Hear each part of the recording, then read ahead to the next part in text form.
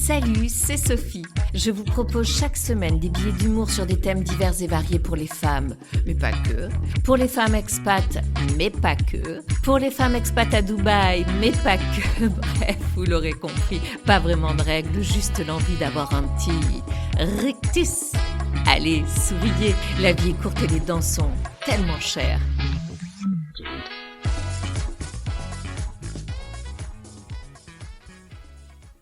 Toute vérité est-elle bonne à dire ?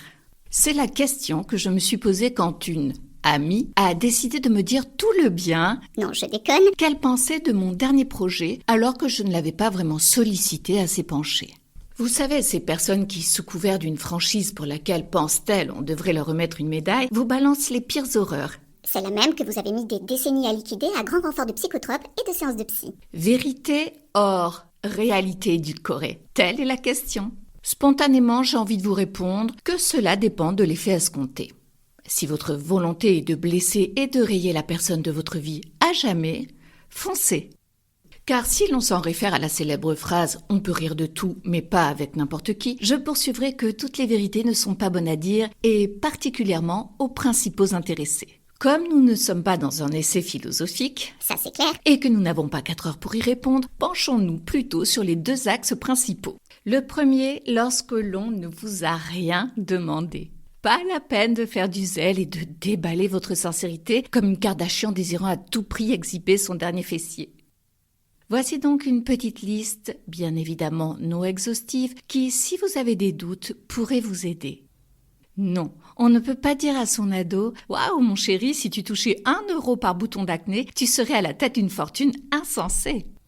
On ne peut pas non plus souligner auprès de sa moitié « Dis donc, mon amour, je ne vois pas bien, tu es de face ou de dos sur la photo ?» en référence aux protubérances qui flirtent avec la terre, mais qui apparemment n'ont rien à voir avec son derrière. On ne peut pas non plus dire « Bah alors, ma Véro, tu as vieilli en année de chien ou quoi ?» car la malheureuse a chopé plus de rides qu'un charpé en moins de temps qu'il vous en faut pour commander un latte. Ou encore à une amie que vous trouvez un peu trop enveloppée, « Tu as entendu parler du jeûne intermittent ? Non, parce que tu devrais essayer. » Ou « T'as fait rétrécir tes fringues ? Mais t'as un problème avec ta machine à laver ?» Deuxième axe, lorsque l'on sollicite votre avis. Aïe, soyez bien conscient que ce n'est pas de la sincérité, mais de la douceur ouatée que votre interlocuteur souhaite que vous lui prodiguez. Oui, nous sommes en droit d'obtenir d'une soi-disant femme, maman, amie, une validation positive de nos doutes plutôt qu'une vérité digne d'être assénée par notre pire ennemi.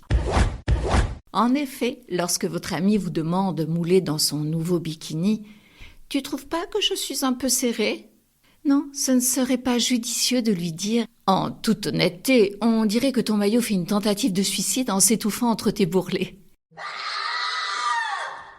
Mais plutôt « Non, ça va, mais avec un teint à lait, tu seras encore plus sublimé. » La fameuse phrase « Je te dis tout ça en toute honnêteté parce que je suis ton ami, ta mère, ta fille, ta moitié » vous permettra certes de ne pas avoir l'impression de mentir et d'être droite dans vos sneakers, mais vous attirera l'incompréhension, voire la tristesse de vos interlocuteurs. La réponse la plus aisée est certainement de vous demander ce que vous aimeriez entendre à la place de la personne à qui vous répondez. Et en toute honnêteté, il est rare qu'une vérité crue assénée vous permette de vous booster.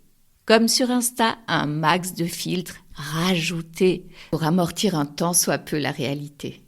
À quoi cela sert d'alléger sa conscience ? Quelle est la pertinence ? Si ce n'est de glacer l'ambiance et de tirer sur l'ambulance.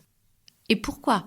Parce que cela sert à rien de balancer un boulet de canon, étant donné que vous n'apporterez que très rarement la solution. Dans un monde où la rudesse est souvent maîtresse, n'avons-nous pas plutôt besoin d'un peu de sagesse ? Et que nos interlocuteurs fassent preuve d'un peu de finesse et de gentillesse. Voilà, c'est fini. Si vous avez aimé, n'hésitez pas à liker et partager.